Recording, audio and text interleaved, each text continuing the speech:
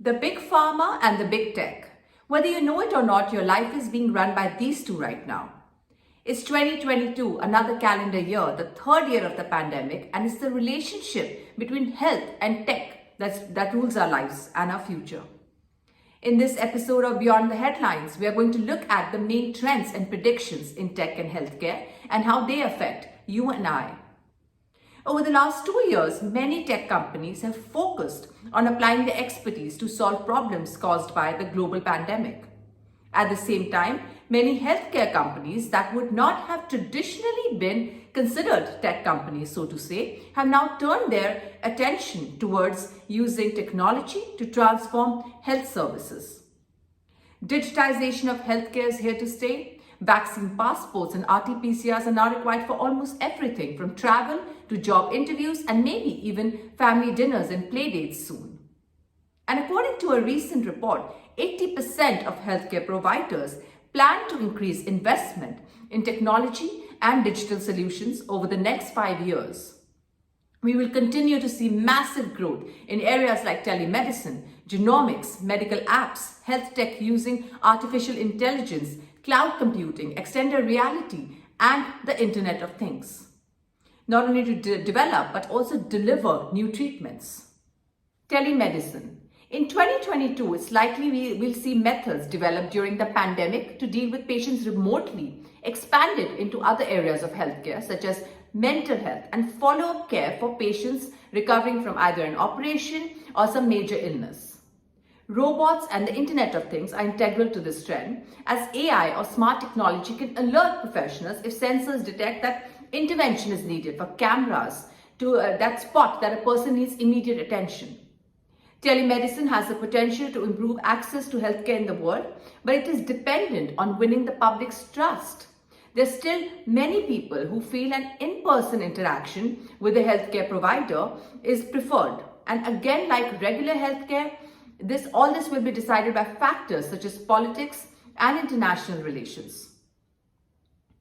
Extended reality for clinical training and treatment. Now, extended reality is a catch-all term covering virtual reality, augmented reality, and mixed reality. All of these involve lenses or headsets that alter our perception of the world, either placing us in entirely virtual environments or overlaying virtual elements on real-time images of the world around us. They all have potentially transformative applications in the healthcare sector. Today, VR sets are already being used to train doctors and surgeons, allowing them to get acquainted with the workings of the human body without requiring a supply of medical cadavers or putting patients and animals at risk. VR is also being used in other treatments, like for training children with autism in simulated social environment or helping patients with schizophrenia, where treatments are developed to allow sufferers to work through their fears and psychosis in a safe environment. Third is the use of AI for medical data. The high-level use of AI in healthcare is helping to make sense of the huge amount of unstructured data that's available for analysis. Another field of healthcare that will deeply be impacted by AI in the coming years is preventative medicine. Rather than reacting to illness, preventative medicine aims to predict where and when illness will occur and put solutions in place before it even happens.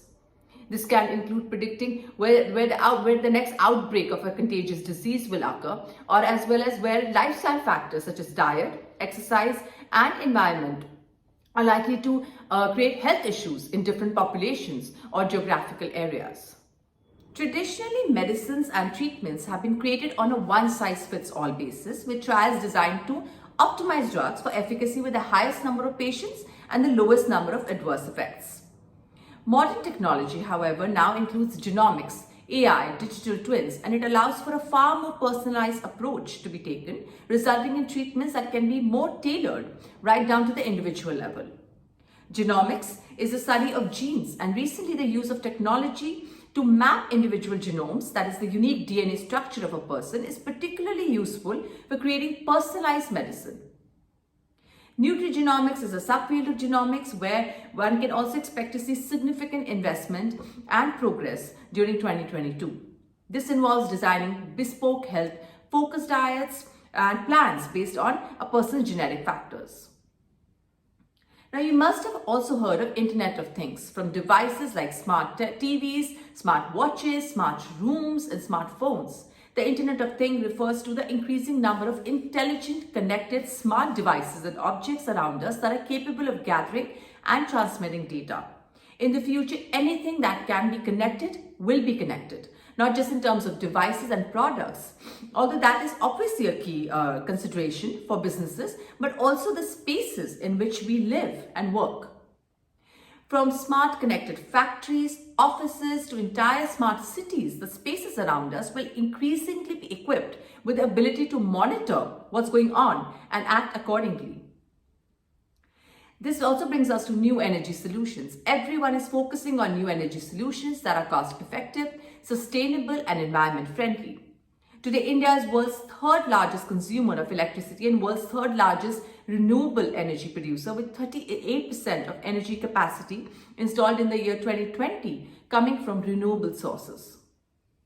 The recently cleared 12,000 crore plan to set up infrastructure to transmit electricity from renewable energy projects, as it seeks to boost the output from green sources and meet half of the nation's energy requirements, is being completed by 2030. Now, most of these are positive trends, and India especially is going fast in the tech race. Rajiv Chandrasekhar, the MOS for Skill Development and Entrepreneurship and Electronics and Information Technology of India, is advocating a boom in the startup ecosystem of India. And he stated recently how the next wave of computing performance is going to come from software optimization, semiconductor design, electronic systems design, and innovation. He's also optimistic about a chip producing capacity. A chip, a small semiconductor, but something that might cause a shift in the race for global supremacy. There has been a shortage of chips caused by the pandemic, and every country in the world today is now in the race to produce these semiconductors. Mr. Chandrasekhar has also noted how the vision of building a $1 trillion digital economy in the country will be achieved in partnership with industry, entrepreneurs, and academia. Another big area of concern where India has to catch up with other countries is patenting. Today, domestic and global companies in emerging technologies have filed over 80,000 applications in India between 2016 and 2020 in areas ranging from artificial intelligence, the Internet of Things, and big data to cloud, edge, cybersecurity, and real-time processing. They account for 70% of all technology patents, but it still might not be enough. We need to step up our patenting game. Now, between all this tech talk, what about humans? Human intelligence, human experience. Is everything simulated? NFTs, crypto, patents, chips. What about privacy, creative thinking, and digital trust? Everyone keeps talking of more intelligent AI, but only a few days ago, Alexa challenged a young girl to do a trick involving a coin and an electrical socket. Were those sci-fi movies and shows that predicted AI to get so smart in the near future that it wants to manipulate the human race is going to come true? Or is it too late for that already? Brands are already being told, prepare for the metaverse, reimagine virtual experiences, finding better ways to do things like building community among customers, experiencing physical goods virtually, understanding shopper behavior through algorithms, and creating more personalized concierge-style services, but from a distance. As always, customers' privacy will be the first casualty. McKinsey has already predicted how more than 50 billion devices will be connected to the industrial Internet of Things by 2025. The key lesson from all these trends is that we are entering an era of continual and rapid evolution, where multiple tech trends will combine and feed into each other. But it also means that we are literally going to inhabit a metaverse, an alternate world, a world slightly different than the one we have known, a literal extended reality where the big tech like Google, Apple, Microsoft, Amazon, and Meta, and the big pharma decide our fate. Who gets a vaccine? Who needs a booster? Who can travel? And who needs to stay at home? They wield power over our world, or should I say the world they have created for us. And they are driven by one thing only, profit. And we are both consumer and the product in this scheme of things. Welcome to 2022.